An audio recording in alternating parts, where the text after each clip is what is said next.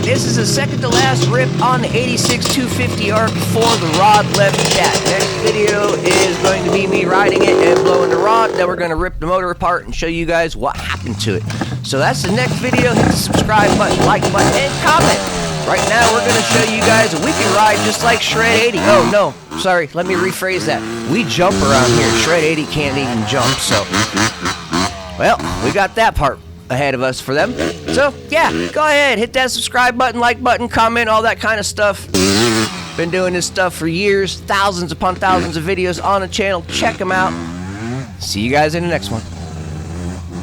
Oh, yeah, and hang out for the 3 minutes. It's a short video.